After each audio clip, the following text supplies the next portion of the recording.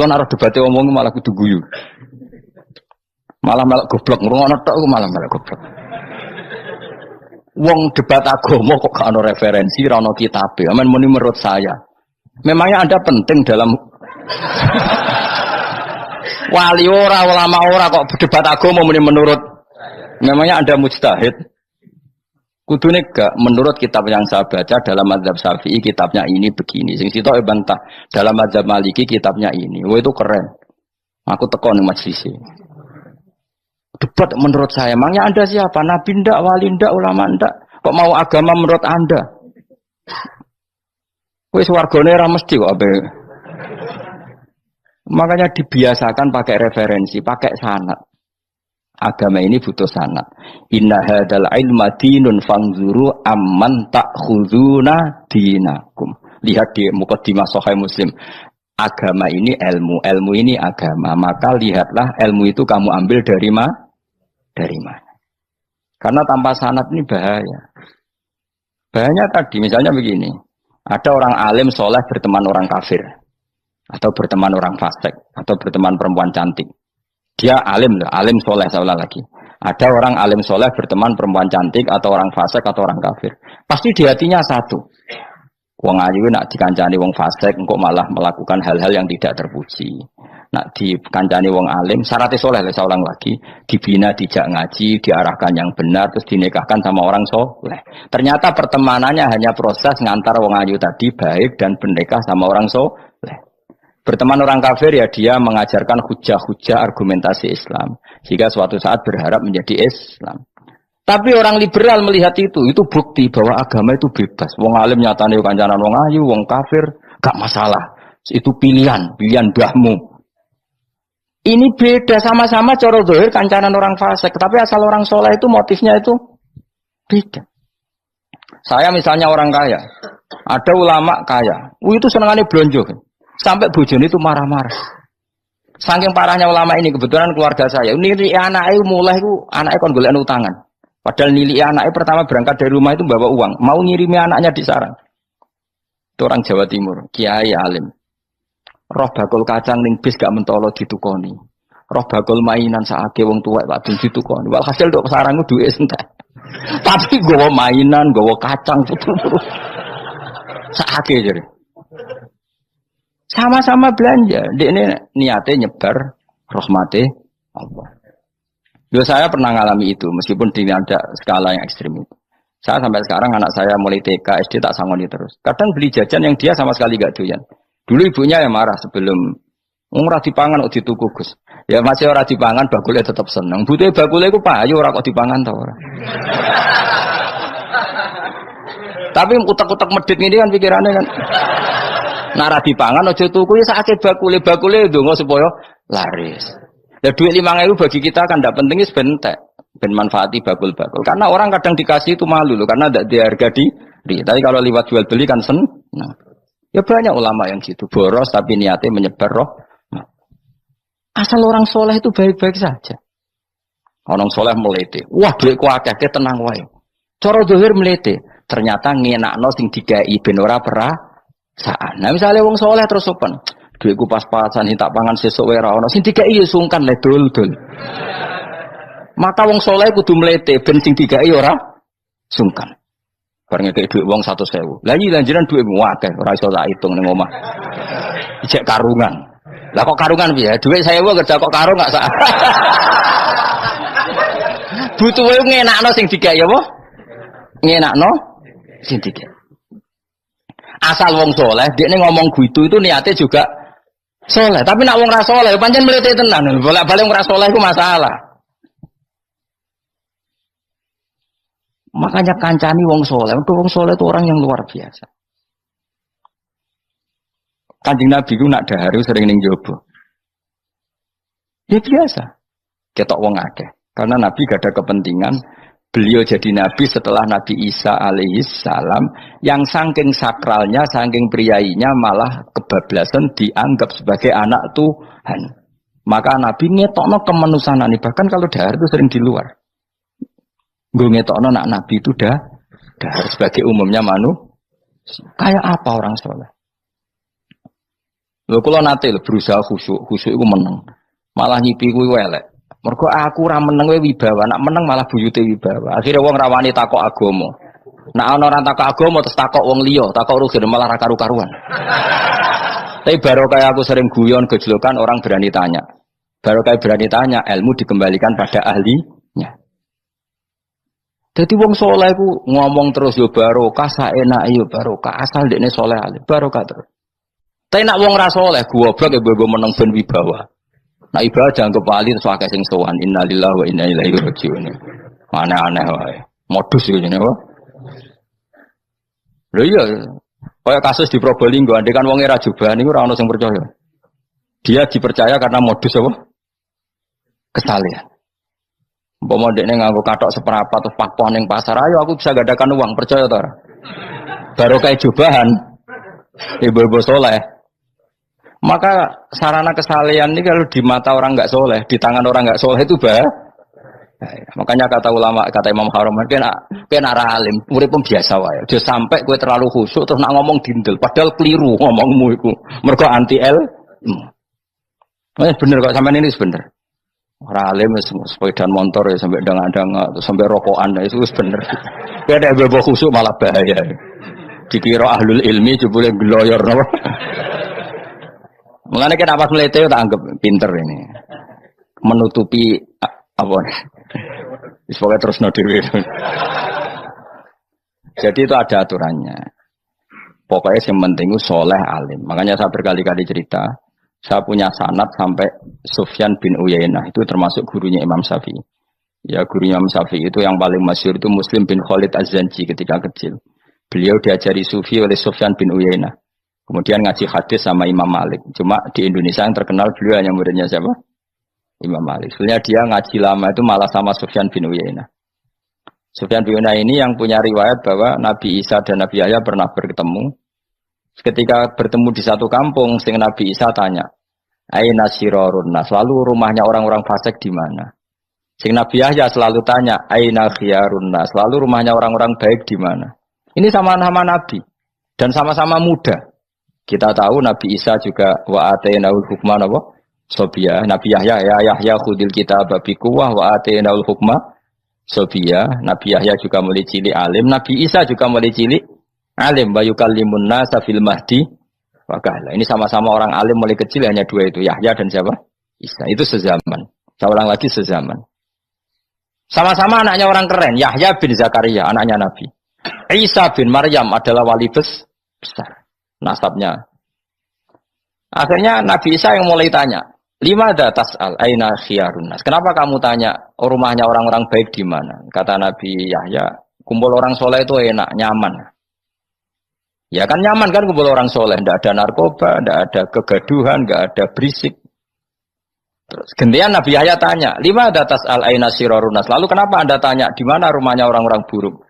Terus kata Nabi Isa, "Anan Nabi, saya ini Nabi, biman zilati tobib, ibarat dokter, udawil marto. Maka saya mengobati yang sakit." Kalau Anda seorang dokter, nyari sampling penyakit, nyari di endemik daerah penyakit apa daerah sehat? Penyakit. Ya tapi kalau kamu takut ketularan, nyari daerah sehat apa daerah berpenyakit? Itu sama-sama mazhab dalam ilmu. Dulu itu ya biasa, perbedaan seperti itu biasa saja. Karena semuanya karena ilmu.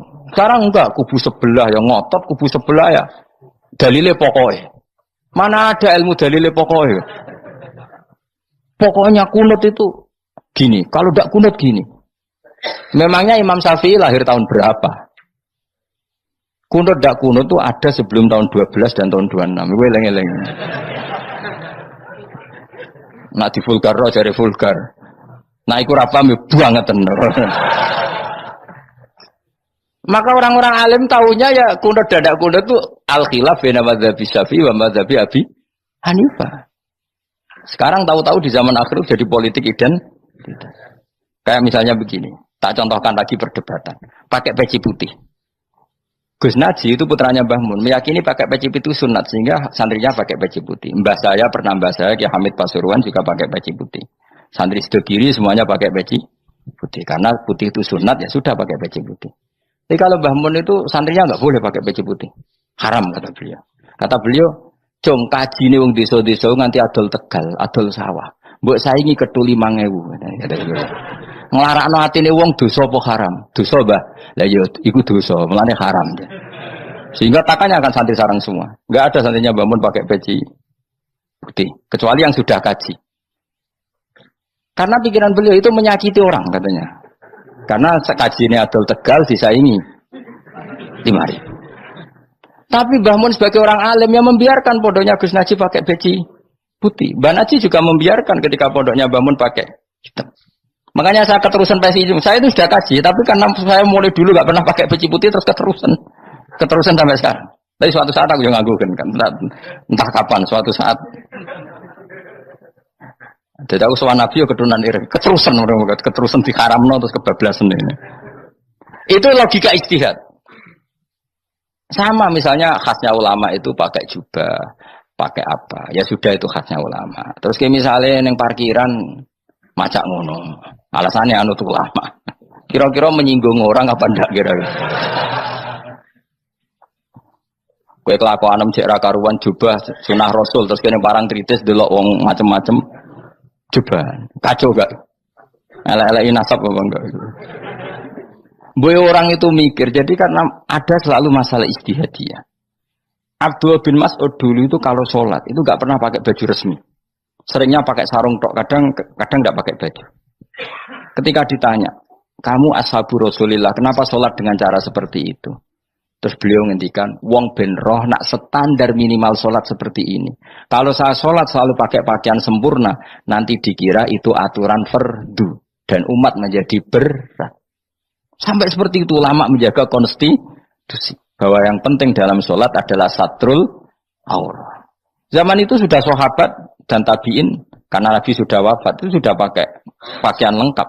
Tapi Abdul bin Mas'ud tiap sholat di masjid dia menunjukkan pakaian paling tidak lengkap. Jadi pernah beliau sholat itu hanya pakai sarung terus diikatkan di lehernya. Ketika ditanya, dulu kita dengan Nabi pernah sholat seperti ini. Akhirnya ulama menjadi tahu nak ngono sholat paling pokok itu nutupi mabena surah war rukbah. Andai kan tidak ada cerita Abdul bin Mas'ud mungkin dikira sholat syarat sahnya ya seperti itu. Maksudnya pakai jubah terus, pakai pakaian begitu terus. Barokahnya Abdul bin Mas'ud orang tahu standar minimal. Jadi kalau ulama itu motifnya seperti itu. Rasulullah kira-kira senang qiyamul lail apa enggak? Senang. Tapi beliau qiyamul lail di masjid hari keempat, hari kelima sudah tidak keluar ke masjid.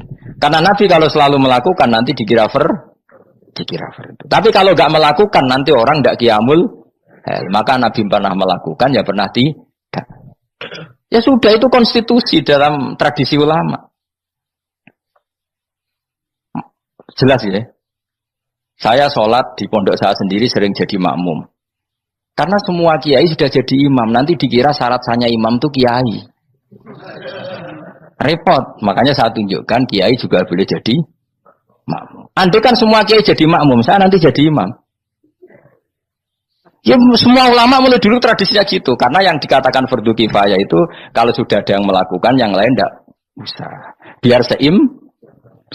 Sekarang enggak ada geruduk kabeh. Makanya terus kacau. Coba sekarang misalnya gini. Andai kan semua orang melakukan kebenaran kesunatan, yaitu misalnya semuanya ambisi iktikaf di masjid. Terus tidak ada orang melakukan kebenaran ngrumat yatim, ngrumat jenazah, ngrumat jalan-jalan raya, kan kacau. Mergo semuanya satu variasi kebenaran iktikaf di masjid. Yatim sedang do mati, mergo do iktikaf kabeh. Tapi baru kaya ono sing itikaf ning perapatan, nek ono wong tiba iso nulung, nek ono wong kesasar iso tako. Baru kaya wong sing itikaf ning perapatan. Sayange terus widung-widung barang ku sayange. Sajane niat itikaf ku sah. Nawaitul iktikaf linusratit thoriq. Niat ingsun itikaf nulungi dalan ben nek ono wong butuh. Coba sekarang, orang yang kecelakaan, pertolongan emergensi orang yang itikaf di jalan apa yang di masjid? Di jalan, barokahnya banyak, itu tim SAR gratis.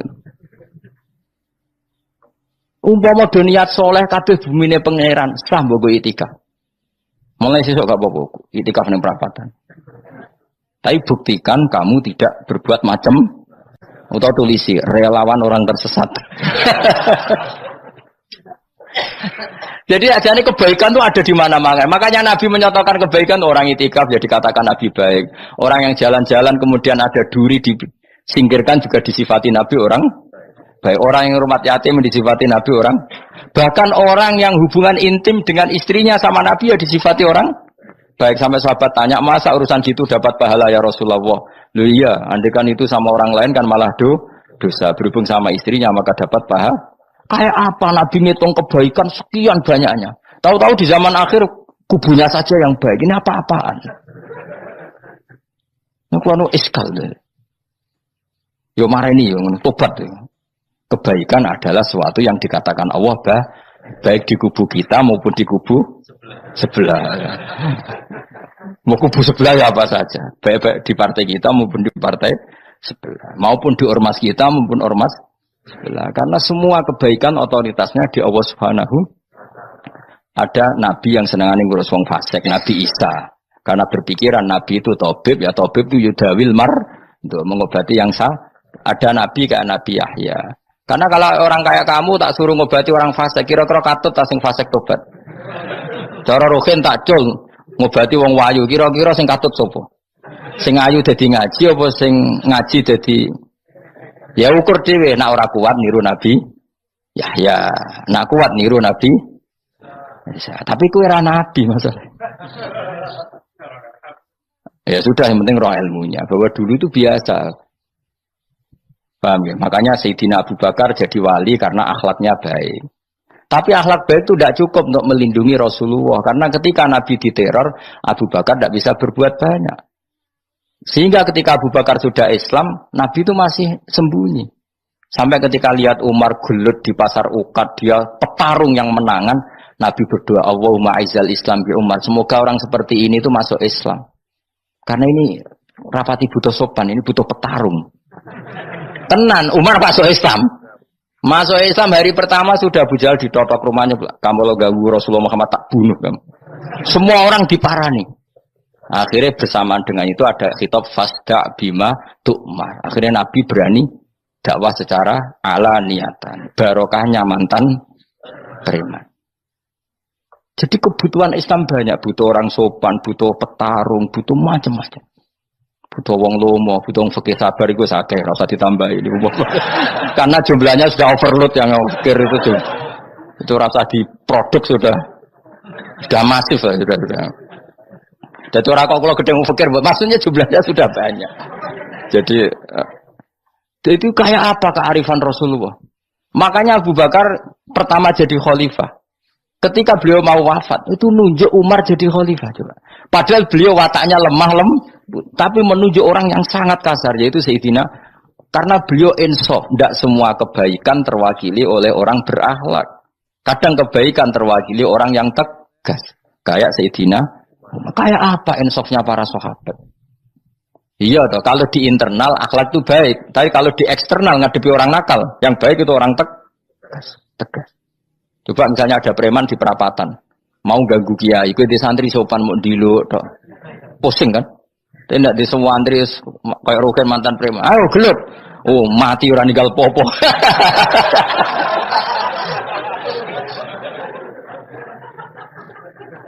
Itu kan keren, apa? Keren. Makanya Abu Bakar ketika, lu ya, sama tahu kan hadisnya Umar, setiap ada orang munafik macam-macam pamitnya sama Nabi, dani adrib pun izini Nabi tak biar coy. Ya setiap hari kegiatannya gitu terus. Tapi dulu orang itu insaf, Abu Bakar insaf, kelebihannya Umar di situ. Umar insaf, kelebihannya Abu Bakar di. Maka ketika kandidat khalifah, Umar mengangkat Abu Bakar jadi khalifah dan disetujui semua sahabat. Ketika Abu Bakar mau wafat menunjuk Umar dan disetujui semua sahabat. Orang kok Abu Bakar pepe wong alus, golek sing sejenis aku ndak. Karena dulu semua orang itu pakai insaf, pakai kesadaran sing super tinggi, tidak nuruti nafsu. Loh saya andekan ada orang alim sekelas saya kok mau ganti tafsir Jalalain, ganti Gus Fikih yang mendesak fikih. Terus dia alim enggak masalah ya. Salah dia alim keramat. Oh dia ngerti dalam mahfud tak setingkat aku. Nararo berarti hop. Karena dulu itu begitu, lama dulu itu seperti itu. Biasa. Sekarang itu enggak. Orang itu kalau enggak kelompoknya enggak mesti salah. Abu Bakar itu Raqiqul qalbi, raqiqul hawashi, riqqatul qalbi. Tapi beliau justru menunjuk Sayyidina Umar karena dia tahu Islam itu musuhnya banyak, butuh orang tegas. Umar juga tahu bahwa di internal Islam itu butuh riqqatul qalbi sehingga beliau hormat sama Abu Bakar. Tak pimpin aku, wah bubar kabeh. Tapi dari Abu Bakar, ning jobo aku tok wong mlete ora ono Umar. Sehingga dua beliau saling melengkapi dan itu luar biasa. Nah khilafnya ulama kira-kira seperti itu. Yang peci putih ya silahkan gue iling-ilingan, nak putih itu sunnah. Tapi sing ireng, piye kaji desa itu disaingi kedua 5.000 gak terima aja. Yakin ya bos. Nah saya ini mulai kecil di sarang. Tapi mertua saya itu keluarga Pasuruan. Jadi saya lucunya saya kalau ngajar di Pasuruan pakai peci hitam. Sebagian santri separuh pakai peci hitam menghormati saya. Sebagian pakai putih menghormati kiainya. Jadi jadi saya lihat ini ya sepanjang sejarah kalau saya ngajar itu jadi warna-warni itu karena saya kaget tuh kok banyak yang pakai peci hitam. Menghormati jenengan yang putih masih banyak separuhan. Ya enggak ada yang merencanakan, ya alami saja. Nah, terus sampean bener di putih apa hitam? Putih apa hitam? Bebas. Karena tadi ini masalah apa istihad. Pun kalau terus nang. Soalnya sementing wow iman itu apa sesuatu yang absolut. Maka kita andaikan Allah tidak bikin surga neraka pun kita tetap sebagaimana kita mengatakan 1 tambah 1 2 dapat hadiah apa ada dapat hadiah ya tetap mengatakan 2 1 tambah 1 pasti 2. Saya pernah dicium sama orang miskin yang akut miskin betul. Itu tak ajarin Anda ini lebih hebat ketimbang orang-orang kaya. Misalnya gini, misalnya ada komunitas rektor atau kiai besar. Saya ini kata orang banyak termasuk kiai besar. Mungkin kalau pinjam uang itu karena mau beli mobil, aksesoris mobil, karena kita kiai top atau rektor atau orang-orang top. Kalau sesama orang miskin itu pinjem-pinjemannya itu urusan beras, itu urusan nyawa. Keren mana? Nyelamatkan nyawa sama aksesoris mobil. Nyawa. Jadi pahala kamu pasti lebih besar. Itu senengnya jadi orang miskin terus keterusan sampai sekarang. Itu. Lo coba kalau menteri sama menteri, rektor sama rektor, kira-kira pinjemannya apa Pak Arso? Kan kalau mau beli mobil atau mau umroh VIP, pokoknya yang keren-keren. Kalau orang miskin pinjam karena apa? Makan kan? Beras kan? Makanya kalau yang sedang miskin monggo lah, kalau ingin teruskan. Maksud saya Islam itu seenak itu. Islam itu segampang itu.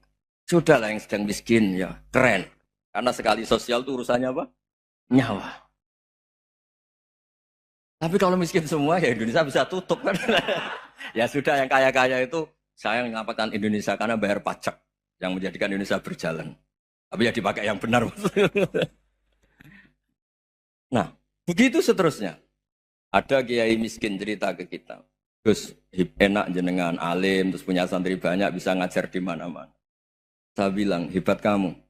Dia hidup di daerah tertinggal. Itu yang diajarkan kan hanya tauhid. Kan nggak mungkin desa tertinggal baca fikih perbandingan madhab. Kan nggak mungkin. Kalau yang kayak Pak Fajar, Pak Sadali kan nggak mungkin. Fikih perbandingan apa? Madhab. Menyorot madhab dunia. Gaya engke-engke itu kan nggak benar. Tapi pertanyaannya, yang menyelamatkan masuk surga itu tauhid apa perbandingan madhab? Tauhid. Ini hanya mengajarkan fardu kifayah sunat-sunat. Ini Anda mengajarkan fardu ain. Surganya dulu kamu. Oh terus senangnya jadi kayak desun. Karena yang diajarkan apa? Tauhid. Sementara kita yang gaya-gaya ini ajarkan perbandingan apa? Madhab, studi banding ke Al-Azhar kemana-mana. Ini enggak tauhid. Dari orang nyembah pohon jadi nyembah Allah Ta'ala. Keren enggak? Keren. Jadi terus kiai desa sama saya senangnya bukan karena tak bela. Tapi ada yang agak kurang ajar tanya saya. Kalau itu hebat kenapa Gus gak mau jadi kiai desa? Waduh. Wah ya repot kalau pertanyaan. Terus tak jawab, kalau saya jadi kiai desa, kamu ngangsu ilmu dari mana coba? Ya dari jenengan. Ya kalau sama gobloknya enggak bisa. Ya sudah Gus aja jadi kiai besar. Maksud saya, ya sudahlah kita begini seperti yang saya ajarkan di sini, saya sarankan supaya orang itu tahu. Nah, ini namanya diroyah, apa? Makanya kata Imam Ghazali itu kalau kamu ingin sopan gampang melihat anak kecil, wa aqallu minni dzamban, dia dosanya lebih kecil. Karena masih kecil kan tentu secara dosa enggak banyak. Kalau melihat orang yang tua, wa aktsaru minni ibadatan, dia tentu ibadahnya lebih banyak karena umurnya lebih banyak. Sehingga terus semua orang lain tuh di depan kita itu hebat. Ya semua orang lain sama misalnya Pak ini rektor, Pak Fathul Wahid rektor. Tanggung jawabnya lebih banyak, berarti pahalanya lebih banyak. Tapi sama, ketika melihat Nyon Sewu, melihat pegawainya yang secara lahir di bawahnya, ini tanggung jawabnya nggak banyak, pasti salahnya juga enggak. Itu yang diajarkan Rasulullah SAW, sehingga enak. Tapi kalau kita melihat orang lain selalu salahnya, itu pecundang. Allah saja tidak seperti itu kan, amal baik ya ada khairan, amal buruk ya ada saron, semuanya dilihat oleh Allah Subhanahu wa Ta'ala. Saya tuh punya teman Gus, agak beling, agak seenaknya. Dulu miskin. Wah itu seenaknya betul. Kayak kenal Tuhan sudah. Tak tanya, kenapa kamu seenaknya? 1 bulan tuh labanya bisa 200 juta sampai 500, sampai 1 miliar. Saya itu Gus, setelah duha itu perkembangannya bagus. Duha, sholat duha itu. Saya pernah miskin, kan kata, apa, ingkana rizki fisama, apa, wa ingkana qalilan, ya kalau fisama fa'anzilhu, terus wa ingkana qalilan fakasirhu, kalau sedikit perbanyak. Ini trennya sudah benar semua. Nah, wa ingkana apa ya haroman fatohiru, kalau haram yang kau sucikan.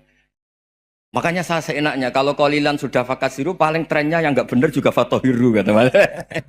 Dia yakin kalau yang nggak benar-benar sudah disucikan Allah, karena yang lain-lain sudah dari miskin sudah kaya, qalilan sudah fakasiru, paling yang haroman juga sudah fatohiru gitu. Tak tanya, lah kamu kok tahu? Polanya sudah ada Gus, karena sang kamu sembrono sama Tuhan kok begitu kan. Tapi apapun itu seneng saya. Seneng saya sering salah teh, makanya saya mohon yang sekarang miskin, sedang miskin itu ya ndak usah nyesal banget-banget. Kalau ingin kaya monggo lah, namanya orang juga ingin. Tapi Anda harus bangga. Sosial antar kalian adalah urusan nyawa dan itu pahalanya luar biasa. Supaya kita, nah yang kaya-kaya juga boleh GR lah, karena pembayar pajak. Dan itu bisa menyelamatkan apa? Indonesia Raya. Begitu seterusnya. Itu yang diajarkan Nabi, antawadu'u hatta la yabghiya ahadun ala ahadin. Kamu semua harus tawadhu sehingga antar kalian tidak saling tidak sopan, tidak saling liar, tidak saling mendolimi. Termasuk tadi sikap gak jelas tadi. Orang dolim yang sekarang dolim bisa saja tobat. Yang sekarang soleh bisa saja nanti. Semuanya tuh mungkin. Kita diajari ya muqallibal qulub tsabbit qalbi ala dini. Jadi keliru kalau kita dalam banyak hal harus tegas, enggak mesti. Al halalu bayyinun wal haramu bayyinun. Tapi ada wa bainahuma umurun mustabihat. Ada yang wilayahnya itu abu-abu. Misalnya ada perempuan cantik misalnya, contoh paling gampang. Kalau kamu ajari secara serius kamu bisa saja tergoda jadi fitnah. Jadi kalau orang soleh gak berani ngajarin, kemudian digunakan orang fasik, malah menjadi orang nakal, kita juga tanggung jawab. Kamu mau tegas gimana? Wilayahnya sama-sama mungkin. Wilayahnya sama-sama mungkin. Yang dekat pejabat mungkin terkontaminasi KKN. Tapi kalau pejabat gak dekati orang soleh, punya perilaku yang gak soleh, yang repot juga Indonesia kan? Nah hal-hal seperti itu kita tidak perlu ngambil sikap. Maksudnya gak usah ngambil sikap, ya kita buktikan kalau milih satu madhab, kita buktikan semuanya lebih baik, semuanya lebih bermanfaat, semuanya lebih berperadaban. Karena nggak bisa dihindari wabena humain. Termasuk nyuwun sewu, saya mohon maaf sama mulai Pak Harso, Pak Lutfi sampai Pak Fathul Wahid. Saya ini termasuk kiai yang nggak suka dekat sama orang-orang top. Bukan karena hasud. Memang konstitusi kiai harus gitu lah, tamud dan ainaika. Kenal orang lebih tinggi itu kan resiko. Misalnya saya kiai desa, mungkin punya keri tua sudah seneng, punya kijang tua sudah seneng. Gara-gara kenal Pak Wahid naik Kempri, waduh kok saya kalah itu. Kenal orang itu kan resiko. Mungkin dosen-dosen sini kalau kenal saya di Rembang juga resiko. Di sini gak ada cium tangan, melihat saya dosen, wah gak enak jadi dosen. Jadi memang harus dibatasin. Sekiranya mungkin orang terus, karena latamud dan nanawa, ainaika ilham. Kamu jangan sering melihat orang lain yang mungkin secara lahir dapat nikmat yang lebih tinggi timbang Anda. Kalau kamu gak bisa ngelola hati Anda bisa hasut, Anda bisa dengki. Paling tidak Anda bisa ada syukur. Terus saya itu sering didolani pejabat. Juga sering melihat pejabat di TV-TV. Naik mobil aja ada yang naikkan. Bahkan kalau wudhu itu anduk aja ada yang bawa. Itu kalau yang nggak kuat, weh naik jadi pejabat. Ya makanya terus konstitusi Kiai itu mengatur, sudahlah, mata kamu itu kamu batasin. Jangan melihat sesuatu yang potensi ya, potensi menjadikan Anda tidak apa? Syukur. Jadi saya mohon, ini memang konstitusi saya sebagai Kiai, jadi saya, tapi di hati saya tetap akrab. Saya doakan semua untuk UI, untuk semua orang Indonesia kita doakan. Kita ingin semuanya tambah baik, tambah. Tadi katanya mau naik kelas ya. Kalau naik kelas dari rumah saya niatkan mari mengkaji diroyah. Diroyah itu melogikakan riwayat. Jadi misalnya kita sering dengar Rasulullah SAW sering ngendikan kalian masuk surga itu bukan hanya berdasar amal, tapi berdasar anugerah Allah Subhanahu wa Ta'ala. Oke, kita sepakat amal kita, perilaku kita, ibadah kita andaikan dikompensasi dengan nikmat yang Allah berikan tentu tidak seimbang. Untuk membayar itu saja sudah lunas. Jadi Anda semua tidak berhak masuk apa? Surga. Sehingga di beberapa riwayat dijelaskan ada orang yang 500 tahun ibadah, nggak pernah maksiat. Ditanya sama Allah, kamu masuk surga karena apa? Karena ibadah saya ya Allah. Ya sudah, surga kamu 500 tahun saja karena ibadah kamu 500 tahun. Ini cerita umur-umur orang dulu. Ya Allah katanya surga engkau ini selamanya. Ya kalau yang selamanya itu rahmatku. Kalau amal kamu terbatas ya surganya sesuai amal kamu ya terbatas. Ya sudah ya Allah, berarti masuk saya surga saya ini karena fadl engkau, karena anugerah engkau. Itu namanya apa? Diroyah. Diroyah itu satu kajian analisis di mana kita percaya riwayat, tapi kemudian punya logika, punya diroyah. Ini penting supaya tauhid kita ini kuat. Jadi dulu ada orang yang sangat cerdas, namanya Jubair bin Mut'im. Dia saking cerdasnya, juga kaya, juga tokoh, dikirim sebagai delegasi pembebasan Asra Badrin, tawanan Badar. Kemudian pas datang ke Masjid Nabawi, Nabi delalah pas baca Wattur wa kitabim mastur. Sampai pada titik Nabi baca am khuliqu min ghairi syai'in am humul khaliqun.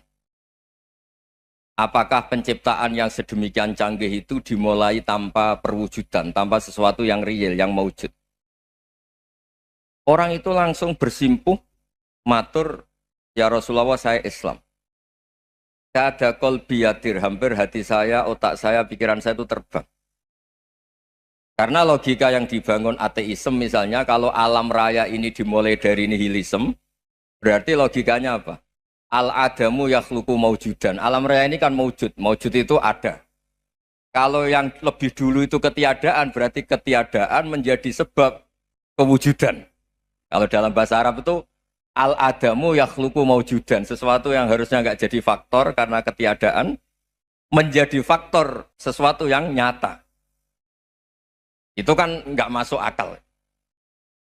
Ya kalau alam raya ini ada al-adam sing yasbiku maujudan, berarti alam raya ini al-adamu yakhluqu maujudan, sesuatu yang tidak ada menciptakan yang ada. Dengan logika itu terus kita ngaji. Diajari sama guru-guru kita, sifat dasar Allah itu maujud. Wallahu maujudun qadimun. Terus masuk. Yang harus distatuskan pertama dari Allah itu apa? Maujud, wujud.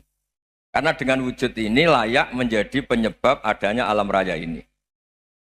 Sehingga ketika kita menolak faham nihilisme atau ateisme, faham tanpa Tuhan, tanpa pencipta awal, kita punya diroyah.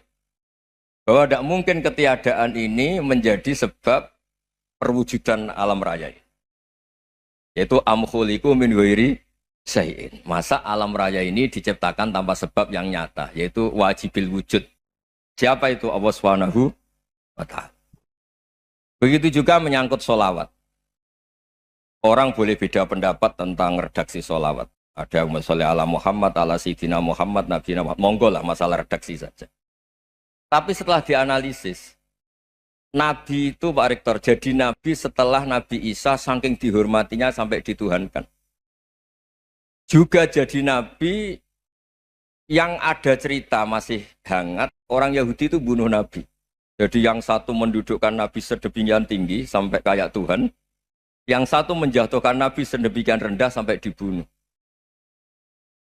Kayak apa susahnya jadi Nabi Muhammad SAW? Kemudian dengan gampang hadatin agama ini bikin syariat yang bernama sholawat. Redaksinya monggo lah sesuai tradisi masing-masing. Allahumma sholli ala Muhammad, Allahumma sholli ala Sayyidina Muhammad, ala Nabiyina Muhammad monggo. Tapi yang jelas redaksi ini kalau di diroyah dikaji, Allahumma itu Tuhan, Tuhan itu pemberi. Wa Muhammadun wa in jalla qadruh abdun min ibadi. Muhammad apapun tinggi derajatnya tetap berstatus hamba. Sehingga agama ini terjaga oleh syihotus sholawat. Agama ini terjaga oleh redaksi sholawat. Yaitu Allah tetap pemberi sebagai Tuhan yang enggak tersaingi, la syarikalah. Rasulullah Muhammad wa in jalla qadruh. Apapun prestasinya bisa mi'rad, bisa apa saja, tetap seorang hamba yang butuh muhtajun ila rahmatih.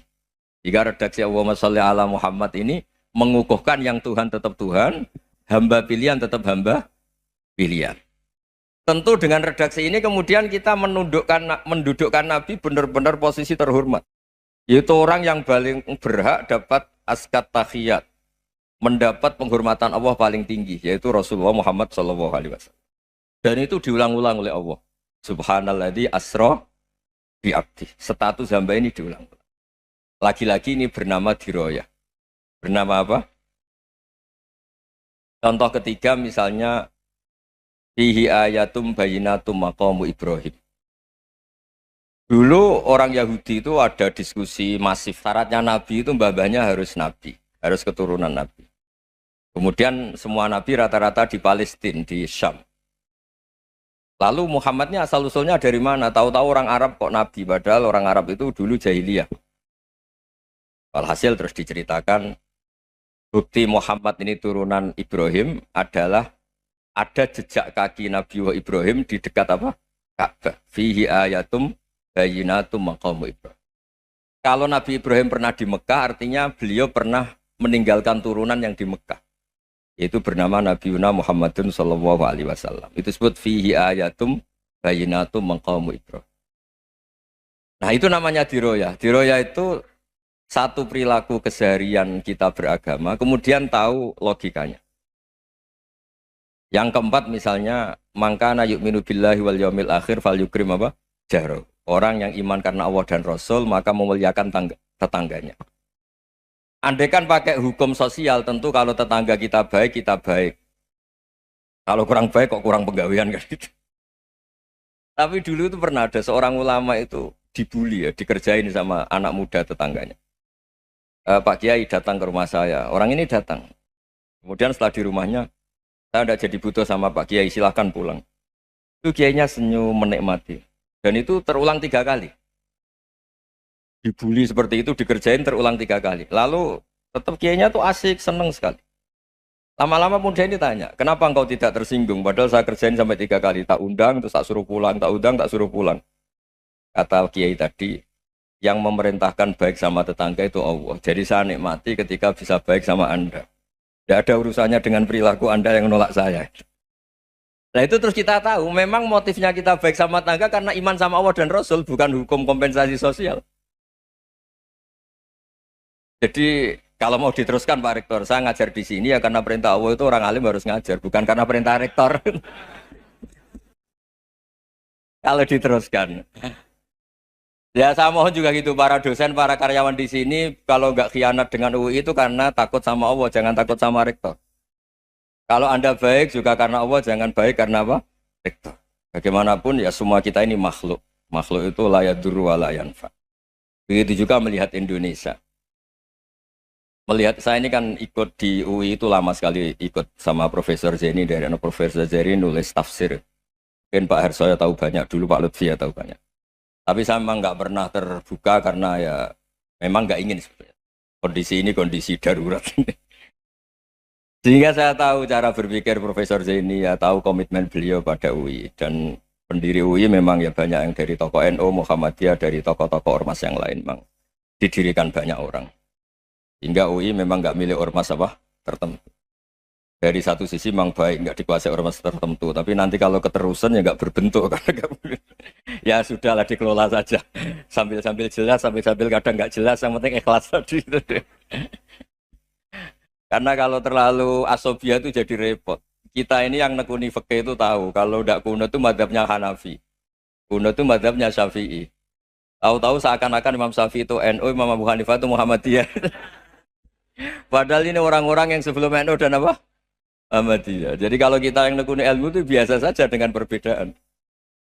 Tapi kalau orang-orang yang nggak siap dengan perbedaan itu sampai Allah disifati Ta'ala itu tidak terima. Padahal Ta'ala itu maknanya Maha Luhur, yang Maha Agung. Jadi ada seorang kiai kebetulan pidato pertama Pak Rektor. Assalamualaikum warahmatullahi ta'ala wabarakatuh. Di mubalik kedua ini nggak terima karena itu dianggap bid'ah ada Ta'ala. Hanya dia bilang Assalamualaikum warahmatullahi ta'ala wabarakatuh. Itu saking asobiahnya itu Allah ditambahi Ta'ala itu tidak terima. Padahal Ta'ala itu maknanya Maha Agung. Nah itu kan jadi repot kalau asobiah gitu. Kalau kita ngadepi perbedaan itu biasa saja. Karena kita mungkin bacanya banyak, lihat hal-hal seperti itu ya. Berkohnya nggak jelas itu menjadi orang tuh bijak. Ini sekarang nakal, jangan-jangan nanti jadi orang baik. Yang sekarang baik, jangan-jangan suatu saat jadi tidak baik. Semua orang introspeksi. Nggak ada jaminan kalau kita sekarang baik akan baik terus. Nggak ada jaminan kalau kita sekarang buruk akan buruk terus. Sehingga terus banyak kiai-kiai bijak itu memang lahirnya nggak tegas, tapi nggak tegas itu yang menjadikan bijak, karena sama-sama mungkin. Itu yang disebut laisa laka minal amri syai'un aw yatuba alihi mau yu'adzibum, itu tidak wilayah kamu. Ketika Allah mengomentari orang munafik juga wa yu'adzibal munafiqina insya'a aw yatub. Bisa saja ada yang disiksa, bisa saja ada yang dikasih tobat. Karena pola yang kita analisis itu semuanya menurut kita, bukan menurut kemaslahatan orang apa. Saya punya sekian contoh cerita. Orang yang sowan kiai baik-baik, mungkin bawa gula atau salam damla, tidak tahu lah. Itu tidak mesti jadi wali. Tapi Kalijogo yang kenal Sunan Bonang, itu kenalnya itu karena ingin begal. malah jadi wali. Tapi tidak usah dicoba. Umar itu nyari Nabi itu mau dibunuh. Tapi malah tobat jadi orang baik. Jadi ini penting ngaji ya, supaya tidak tegas itu, tidak jelas itu kadang baik. Nah termasuk saya juga termasuk dia yang milih tidak jelas. Saya sering gojlok gini, Fajar Hadili ini murid-murid saya sering saya gojlok.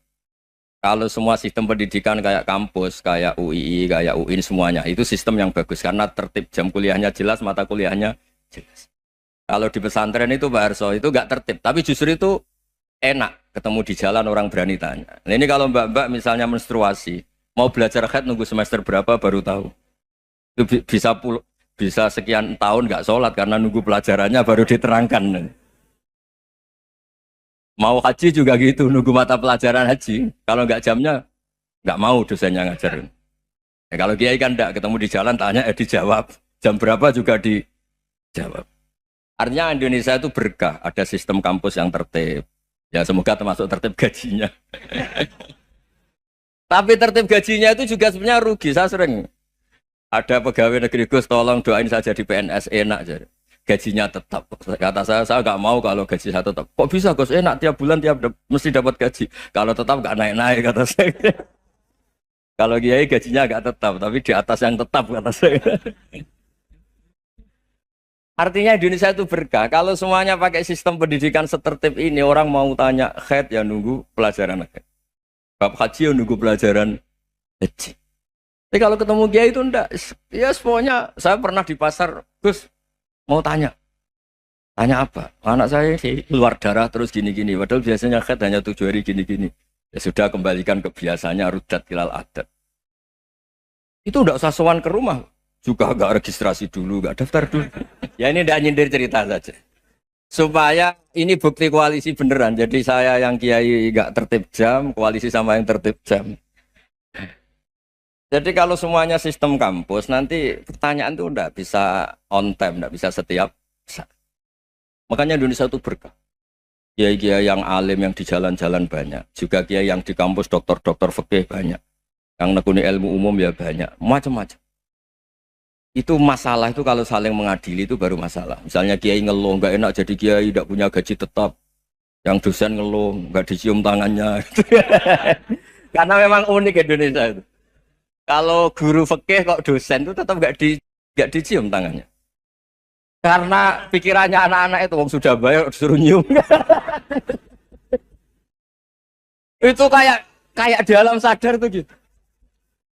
Kalau kiai itu kan anak-anak gak bayar itu. Ya opanya cium tangan itu. Makanya kalau kiai-kiai tidak keramat bisa mati karena cium tangannya doang itu bisa mati itu kiainya. Ya ini cerita supaya saling menghormati apa saling. Nah dulu itu perbedaan itu urusan sudut pandang. Ya saya ulang lagi perbedaan itu sudut. Allah yang Tuhan saja sering didebat sama nabi-nabinya. Karena urusan sudut pandang apa? Saya beri contoh ya. Suatu saat Khalilur Rahman Ibrahim itu saatnya meninggal sama Allah, Israel disuruh. Israel itu Ibrahim saatnya meninggal, ambil nyawanya. Setelah datang ke Ibrahim, ya Khalilur Rahman Ibrahim saya disuruh nyabut nyawa Anda. Itu Israel dipaksa mikir sama Ibrahim. Hal ra'aita khalilan yumitu khalilah. Kamu tahu orang yang mencintai kemudian bunuh yang dicintai. Itu logika agak benar. Akhirnya Israel kan nggak biasa debat, kan nggak dilatih debat, nggak pernah ikut lomba UI debat ilmiah. Dia taunya nyambut nyawa aja. Kembali ke Allah. Ya Allah kata Ibrahim, hal ra'aita khalilan yumitu khalilah. Masa kekasih bunuh yang dicintai ya. Tapi kata Allah santai. Bilang ke Ibrahim, hal ra'aita habiban yakrahu ayyalqa habibah. Masa katanya dia cinta saya, kemudian ketemu saya tidak berani. Israel mater lagi. Logikanya gini, Ibrahim, masa yang dicintai sama yang ketemu yang dicintai nggak berani? Ya udah ketemu aja. Katanya yang meninggal itu. Artinya kamu bisa saja GR tidak mati-mati karena merasa dicintai, atau ingin mati karena mencintai. Nah maksud saya, hal-hal seperti ini orang UI pasti gak jelas. Katanya cinta Allah suruh mati ya gak mau. Gak jelas kan? Dibilang gak cinta juga gak mau. Tapi dibilang cinta kalau ukurannya mati juga gak mau. Nah, tapi dalam banyak hal gak jelas itu penting Pak Rektor. Penting sekali. Buatan guyon. Saya beri contoh sekian ilmiah, gak jelas itu penting. Rasulullah Shallallahu Alaihi Wasallam itu dalam banyak hal itu disuruh Allah, memang disuruh supaya ngambil sikap seperti itu. Karena Allah itu punya otoritas penuh untuk bikin orang itu baik atau tidak baik. Wahsy itu yang membunuh Sayyid Hamzah, orang paling dicintai Nabi di antara yang dicintai Nabi. Qatalahu Wahsyun, dibunuh oleh Wahsy. Nabi secara basarnya itu nggak suka sama Wahsy. Sampai cara lahir ya ingin corong Jawa ingin masuk nol. Tapi apa kata Allah? Laisa laka minal amri syai'un aw yatuba alaihim aw yu'adziba. Itu tidak wilayah kamu Muhammad. Malah Wahsy dikasih tobat sama Allah. Khalid bin Walid. Itu perang Uhud kalah itu karena ide brilian Khalid bin Walid. Pas itu masih panglima kafir. Yaitu pura-pura kalah, ghanimah dilepas, sahabat turun, pasukannya naik, walhasil orang Islam kalah. Khalid bin Walid akhirnya juga masuk Islam. Orang yang secara basariah Nabi itu gak siap. Kebalikannya juga ada. Sa'labah itu orang sampai gelar hamamatul masjid. Ini pas ngaji mesti ingat. Salam. Dia di masjid terus. Setiap habis salam tuh lari karena istrinya nyuwun sewu masih berpakaian yang tidak pantas. Kenapa engkau terburu-buru pulang? Pakaian yang dipakai istri saya sekarang saya pakai. Ya pakaian sarung itu kayak Pak Rektor kan fleksibel. Ini khusus mau Ramadan. Tidak akan sarungan terus, gak usah khawatir. Jadi ini tadi sudah perjanjian. Saya yang kiai celananan, beliau yang rektor pakai sarung. Jadi, iya. Supaya itu barter madhab. Tapi hanya sekali ini aja, bukan. Jadi jangan diharapkan ini jadi tontonan terus-menerus. Dan ini barter madhab. Saya sama Profesor Kores juga sering gitu. Saya pakai sarung yang dihadiahi beliau pakai sarung yang dihadiahi saya. Memang itu tradisi Islam. Tahadau tahabu, kamu saling memberi hadiah maka kamu saling mencintai, bukan riswah, bukan riswah. Walhasil terus Sa'labah ini mbok saya didoakan Nabi supaya saya kaya, supaya tidak sering ganti-ganti pakaian seperti ini sama istri saya. Jangan-jangan kamu miskin itu lebih baik. Ngotot minta didoakan. Didoain Nabi kaya terus lama-lama ninggal sholat, ninggal jamaah. Itu Allah belum tersinggung. Yang mulai Allah tersinggung itu kan saya sering fatwa di mana-mana, sering memberi saran. Mumpung kamu miskin itu sering sedekah, karena kalau sudah kaya itu tidak bisa. Saya memberi analogi gini. Kalau saya masih santri miskin, punya uang 100.000, diminta guru saya 50 tak kasihkan. Padahal itu 50 Punya 2 kambing kurus, diminta guru saya 1 pasti tak kasihkan, padahal itu 50%. Jadi kalau punya sapi Brahman atau sapi limusin yang harganya itu 100 juta, punya 2, diminta 1 boleh enggak? Enggak boleh. Saya punya motor butut 2, diminta teman saya 1 boleh, tapi kalau Davidson Harley itu enggak boleh. Nah, walhasil itu kalau kita miskin, misalnya kita zaman kuliah atau zaman mondok atau zaman apa saja, punya uang 100.000, nartik temannya sampai 50.000 kan biasa. Tapi setelah 1 miliar, berani enggak kamu kasihkan 500 juta? Sama-sama 50%. Enggak kan? Nah salah apa gitu, ketika zakat masih per 40 kambing 1 kambing, itu sebenarnya kan masih ringan. 41, 82. Kambingnya itu sudah mabenal jabalen. Barang dihitung zakat karena sudah ribuan, jumlahnya sampai 400 kambing. Banyak lah pokoknya. Terus kata Salabah, ini pemerasan. Karena jumlahnya besar.